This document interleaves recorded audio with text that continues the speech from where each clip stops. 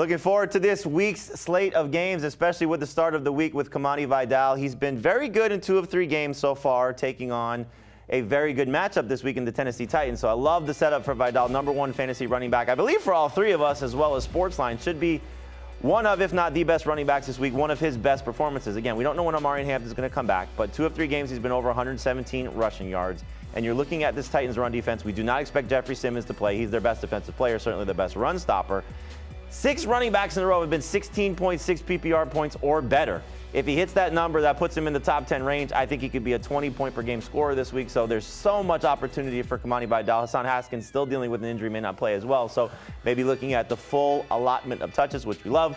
So, Dave, why are you and I so much lower on him than Heath? He's got an 11. I don't know why Heath's got him so high. That's crazy. And we should maybe be a little bit higher on him, too. And you mentioned that 20 fantasy points in PPR that's in play. He's given us 19.7 in 2 of those past 3 games. Those were favorable matchups for him. This is another one. Chargers should be able to do whatever they want in this game. Yeah, I don't know what doubts you guys have. I mean, the enormous favorites against maybe the worst team in football. He should have all the touches that he can handle. He does enough work in the passing game. Great rushing average. It's going to be awesome. Big smash spot for Kamani Vidal. All right, let's get to some other starts and sits for week #9 for me. I'm all in on the Cardinals. Why? Because they're taking on the Dallas Cowboys. So you're looking at Kyler Murray, Zonovan Knight, and Marvin Harrison in another situation with smash spots for all these guys. So Kyler's been disappointing. Only 2 games over 20 fantasy points so far this season. But Dallas, #1 in terms of most fantasy points allowed to quarterbacks. Every quarterback that's faced him this season, 23.2 fantasy points or more. So hopefully Kyler delivers in a big spot. Same thing with Marvin Harrison. He was bad in the last 2 games with Jacoby Brissett. Left one of those games against the Indianapolis Colts. But coming off a bye, should be one of the better games for Marvin Harrison. Dallas #1 in most fantasy points allowed to opposing wide receivers. 8 wide receivers have gotten to at least 15.2 PPR points against Dallas. So this could be a great opportunity for Marvin Harrison to deliver on what's been an up-and-down season for him so far.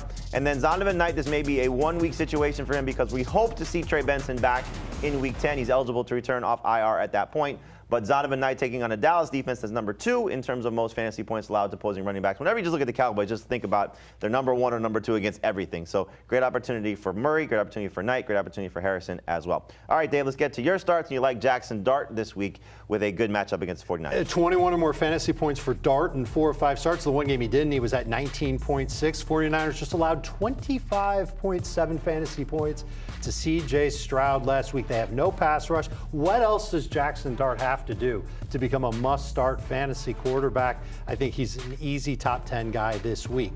And at wide receiver, 2 names on this list. Keenan Allen, who's already widely started, but I think you should keep it going, and I think he's a top 24 wide receiver. And Teteroa McMillan. I think Carolina will have to throw a lot like they did last week. McMillan had 10 targets, 7 catches, 99 yards against Buffalo. This is an easier matchup for the Panthers against a zone-heavy defense. They don't blitz a lot in Green Bay. They're probably going to be chasing points. I see a lot of targets going Teteroa McMillan's way. You like it better that Bryce Young is back, or would you prefer Andy Dalton? Because what we saw last week was pretty good for McMillan. It wasn't bad, but I think Bryce Young's just better for this off. Andy Dalton looked like he hadn't played football in 5 years last week. Well, that's true, and he did get hurt. So hopefully Bryce Young and that ankle injury will be fine for this game against the Packers. All right, Heath, for you, the starts include a guy making his first start since week 1, and that's Tyrone Tracy. Yeah, maybe 2 guys making their first start, Tyrone Tracy and Kareem Hunt. But Tracy taking over for Cam Scatterbo against that very banged-up San Francisco defense that Dave talked about with Jackson Dart. The 49ers last week, 197 total yards allowed to the Texans running backs. They've not been good all year. They've given up 5 touchdowns to running backs in their last 4 games. Tracy taking over the role from Cam Scatterbo, who's averaged 18.5 rush attempts per game with Jackson Dart playing quarterback. There's also been an 18% target share for those running backs with Dart under center. Could be an enormous day for Tracy. I've got him as a high-end RB2. Definitely has RB1 upside. And then I think people probably know, like, you're starting Oronde Gadsden after what he's done the last couple of weeks, but I would start him over Sam Laporta. I would start him over Jake Ferguson. I would start him over Travis Kelce and Dalton Kincaid. So he's not just a low-end starter for me. I believe in what he's doing, and I know the Titans have been pretty good against tight ends this year.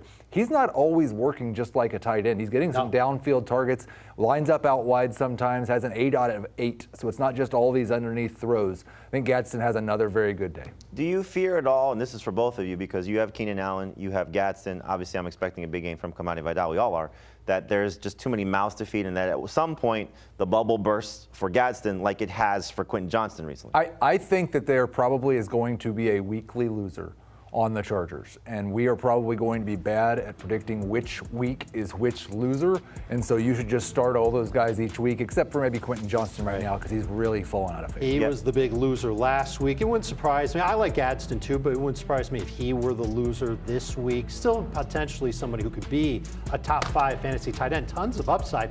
I worry about it being a competitive game. And that's really what lends itself to Kamani Vidal being a top 12 running back, because you would have never thought that he would be that even a week ago.